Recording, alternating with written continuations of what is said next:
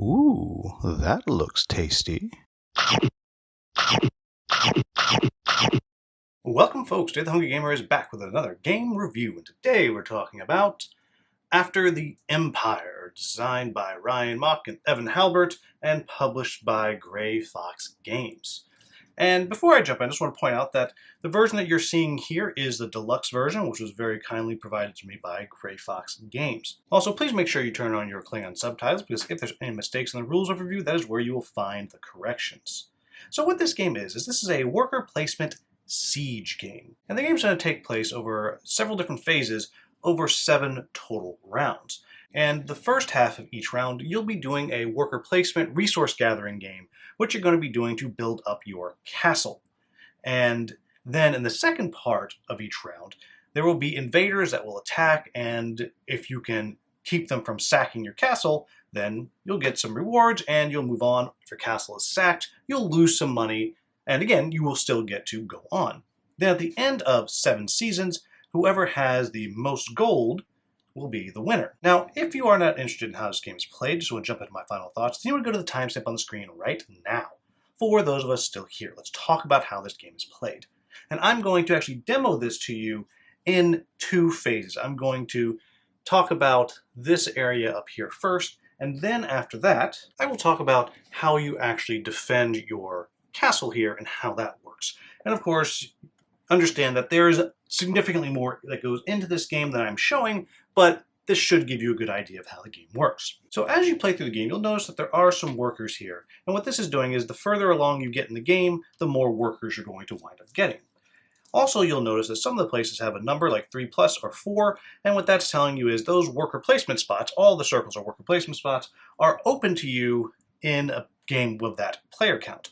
And so let's talk about what we have here. Up at top, we have the siege that's going to happen, and we have the invaders. And depending on the season you're in, you'll have a different amount of invaders that are out face up, or possibly also face down, so you don't know exactly what it is that they're going to do. Now you'll notice that some of them are oriented differently, and that is important when it comes to the combat phase, but we'll talk about that when we get there. Just know that that is on purpose. Likewise, these cards over here are also facing all different directions. Now, the things that you can do, you can send one of your workers up here to do a scout, which means you'll get to draw 2 of these secret in-game objective cards, which will get you points, and discard one of them. And you'll also be able to take one of these defense tokens, which will help you defend your territory, and 3 of these movement tokens here, and we'll talk about those in just a bit. Then moving on over to here, we have buildings, and you'll be able to purchase one of these buildings. So as you see here, this particular building is going to be worth 1 point at the end of the game. It costs me 1 wood and 1 stone to build it, and then I'll have a vineyard. And this is going to give me a discount on all refugees that I try to bring in during the game. You might have something that's a passive discount. You might have something like this, which is exhaust it and you'll get a bonus of some kind. In this case, 1 iron will get you 2 soldiers. Or you might have something that is another worker placement spot. Moving on from there, we have the traveling merchant. This is a place where you're going to be able to go there and simply do an exchange. You can buy iron or wood, you can sell iron, you can sell food, and you get various things. This is how you're going to exchange your resources. Right down here, you have the tax spot. By going there, you can get 4 coins and a soldier, or just get 5 food. Down over here, we have the mercenary camp. And this one's a little interesting because you're either going to go to this side or this side. And you have different prices depending on what side you go. You can get mercenaries, which are the blue ones down here, or permanent soldiers up here. And again, that depends on which side you go to. Here in the middle, you have the quarry where you get stone. You have the wood mill where you get wood. And you have the mine where you get iron.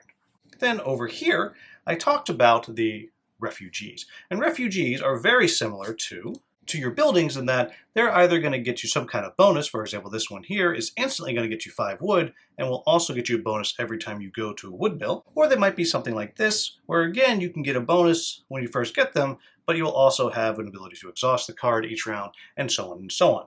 This is how you are building up your tableau in a nutshell. And so each player is going to get to play all of their workers, they'll get their bonuses, and as that's going on, they're also going to have the opportunity to build up their individual castle. Now, what we see here is my particular castle. And it's important to note that based on your orientation, that's how the directions work. So this is north, east, south, and west for me. That's going to matter in just a moment. As you're playing, you will be able to upgrade and build on your castle. So for 3 wood, you can build one of these wooden walls. For 4 wood, you can build a wooden tower. And as you build these things up, you'll notice there's space for these wood cubes. Those are basically going to be hit points. However, you also have the ability to build or upgrade your walls into stone. And so by doing that, you would actually get to replace it with a fun stone piece. And as you can imagine, both the stone walls and the stone towers are going to be stronger. In addition to that, you're going to be getting troops. And you can get troops that will be yours forever, or you can get mercenaries. And then as you are coming up to the invasion, if you remember, we saw these cards that had directions on them. And whatever side they come out, whatever side of the compass that this arrow is coming from, that's the direction they're coming from. So in this case, they're coming from the east. And so what I would do is I would take a look here, and we'd look at how many points everybody has. So if we had 10 points, we'd be getting an attack of 3 soldiers and 2 archers. If we had 20, between 20 and 30, we'd get 5 soldiers and 3 archers, and so on and so on. So in this case, we'll just pretend that we're going to have 3 soldiers and 2 archers. And then in addition to that, we also had this siege card, and that's going to tell us where stuff's coming from as well. In this case, it's also coming from the east. And it's going to tell us there that everybody is going to get more soldiers equal to the season number. In this case, the season is number 1, so we would get 1 more soldier like so. Sometimes these will be the person with the most points or least points or whatever gets something. I'll also point out that sometimes you'll be dealing with a trebuchet that might come in from that side and do damage to your walls, or you might wind up being faced with a ladder, which will let troops just kind of run over the wall into your castle and things like that. You're also at danger when the troops come by of having them set your farms on fire. That's something that can happen unless, if you remember like earlier, you've managed to find a way to defend them. Now, when it comes to combat, you're going to have the opportunity to place your troops wherever you would like.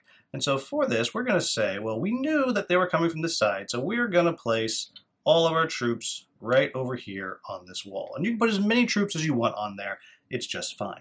The first thing that's going to happen is you are going to have the archery phase. And so at this time, all archers are going to shoot. Now there are 3 troops on the wall, and all of them are considered to actually have bows as well. So I could hit 3 of theirs, 1, 2, and 3. And then my turret gets to shoot at either side that it is connected to. And since I have a stone turret, it actually gets to shoot twice. So I'd go 1 and 2. Now, as I said, all archery happened at the same time, so they actually would have shot and hit 2 of my warriors. So I'd take 1 of those, and I would take a mercenary, because mercenaries don't come back at the end of the round, while my permanent soldiers get wounded, and I have a chance to get them back. So we'll just say that mercenary goes away. Then we go into damage to the walls. And let's just say that we wound up, after all was said and done, there was 2 of these guys left. They would attack the walls, and they would do 2 damage. And since they haven't gotten through, we'd go back to the archery phase, and I would take them down. However, let's just say that things went poorly, and they did destroy my wall. Then they would get to move into the castle. Now at this point, I would have an opportunity to bring soldiers off of my other walls down to defend, and then they would fight at 1-to-1, and so both my soldiers would get hurt, and both of them would be defeated. However, if it turned out that I was unable to stop all of the soldiers, and there was at least 1 soldier left inside, then I would be sacked. And what that means is, I would take 2 wounds, or damage, and those would wind up going on my cards that I drafted. Basically, that goes on top, and while I can still use the card, I wouldn't get the bonus points at the end of the game. There are ways, of course, to fix those and heal your wounded refugees, but that's going to happen. In addition to that, you'll get a bonus of 2 mercenaries to use next round. You get an extra worker for the next round. But more importantly, you get sacked and you lose your hard-earned profits. And so if we look down here at the bottom of the board, you'll see that there's 2 numbers here. And so if, say, I was right here, I had 13 gold and I was sacked, then I would drop down to the other number. I would drop down to 8 because they took some of my loot. Then, after all that's done, for whatever you have left over, you will get paid out for that. So in this case here, if this is what I had left, I'd gain 1, 2, 3, 4, 5 gold, 1 for each structure that I had remaining. I'd also wind up getting some food here if it wasn't attacked and burned. And of course, there are ways to fix things, to improve things, but all in all, that is the core of how this is going to work. And you're going to play until the end of 7 seasons, 7 rounds, and at the end, whoever has the most points is going to win. You'll notice there's these little flags here. Each round, whoever has done the best is going to get that flag, and that's going to be extra points at the end of the game. And that's pretty much how this game works. So, what do I like about this game? The first thing is clearly, the toy factor, right? The toy factor is just money. These little walls you put up and the little troops, and even in the retail, their cubes and it's weird, the cubes actually fit better than the little dudes do, but the little dudes are really, really cool. So I just, the toy factor is great. Putting the fire on things and just putting the troops around the map, which I guess you could just kind of math it out, but that's lame. Putting them out there, moving the troops, putting them in the graveyard, moving them inside your castle. It's just a lot of fun just to play with the toys. And also, to be clear, the most fun part of the toy factor are the walls, and that does come in the retail version. Next thing I'll say is it's got a very tight but well-tuned economy. If you're paying attention, you can always get what you need, but it's always a challenge to have everything you need. And then when you combine that with some of the objectives that you start chasing for those extra, for that little bit of extra gold at the end, it just makes for a very, very tight economy of resources, but also of action. And I think it works really well how you're getting new meeples the longer the game goes, which really makes you feel like you're more and more powerful. It's just all around, it's very, very tight in the best way. I also really appreciate the tableau building as you're getting things that are just passive powers, you're getting worker placement spots, you're getting cards that you can tap, you're getting just passive power, I think I already said that. And I love all the options that are out there. I also love that the tableau building and the options basically is just giving you just enough rope to hang yourself with. The last time I played, I went so hard onto these different cards, I got my ass kicked because I just couldn't do anything else. And I was putting my workers on these cards, and I just wasn't getting the stuff I actually needed. I was getting the toys. And I love that this game does that. I love that it doesn't hold your hand in that sense. If you want to go deep down this path, go ahead. You're probably going to screw yourself like Hungry does. But then again, maybe it'll work. I just love that about the game. Really, really I do. Along with that, the different powers are very cool. And by that I mean the different cards you can get, they all do interesting things. I really, really like that. Whether it's a passive one or it is a tapped card, like all of them have their value, every single card you kind of want to get. I also really appreciate that when you do get sacked, you're not done. Like it knocks you back a bit and it gives you some bonuses. And one bonus you don't even really see in the sense that it knocks you back down on the money track, which might actually protect you from some of the barbarians coming in. And I think it's the catch-up, I'm gonna call it the catch-up. I don't know if that's really a catch-up. It's just the king sends someone to help you out. I just think it works really well because it lets you recover from a mistake quicker and keep you in the game, and I like that. You're still at a disadvantage, but you are still in the game, and I think that's very, very clever. I also think that the stress level is just perfect. As you know a little bit of what's coming, you know what has already come. So in one of the games that we played, we had almost no archers at the beginning. Well, that meant towards the end, those damn archers were coming, and so you kind of prepared. So the way I prepared, this is the game that actually won, I just threw a bunch of mercenaries out there, be like, well, yeah, whatever. They'll get killed and fine, whatever. I'm losing them anyway. And I just think that is I think it's great. I love the way that works. The last thing I'll say is when you beat back a particularly nasty invasion that just the cards come out and it's just bad for you and you do somehow win, it is such an awesome feeling of accomplishment. Truly fantastic. I love that about it. So, what are my quibbles with the game?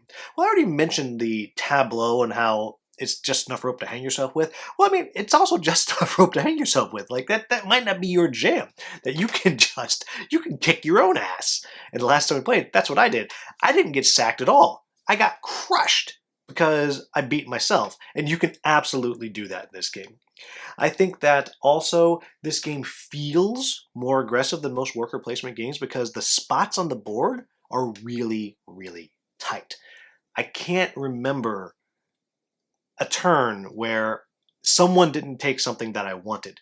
And so if you're not into the super tight economy and action spaces, then it might not be for you. Also, I'm going to say that the barbarians, they can just be very unforgiving, which of course makes sense. But sometimes you just have bad luck and everything comes from the east. And your opponents have 2 towers and they have 37 troops and they have a shield on their farm and they have the stone walls and they have the card that says kill everything that comes from the east. Like, they just no problem. And here you are just sweating and dying. And so, again, there is that randomness to it that you just have to take into account and kind of goes with the game as you kind of have to be prepared for all eventualities. But again, you might prepare for eventualities that don't happen. Like everything could come from the east and you have everything stacked on the west. Oops. So it's just kind of the way it goes. The last thing I'm going to say is, this is probably the biggest quibble I have. The designer, one of them, Evan, has no mercy and will take you on your first game and he will beat you so hard that not only will your descendants feel it, your ancestors will feel it. So there's that. But there you have it, folks. That is After the Empire. This is a game that it really grew on me. And I'm really excited for what's coming down the pipe. I really am excited for any potential expansions that they put out. My gosh, if there was another troop type, oh my gosh, or another war machine or something, or I could have a war machine or whatever. And I'm very excited for what may be coming down the pipe. And it's just a very clever game that was pretty hot for a while and no one's talked about for a bit. And I'm really glad I have it. I think this is a game that if you are into this kind of thing at all, run out and grab a copy of this because it just really, really clicks on all cylinders. So there you have it, folks. As always, if you found this video useful, please like, subscribe, share, maybe become a channel member. As always, thank you so much for watching. Have a wonderful, wonderful day.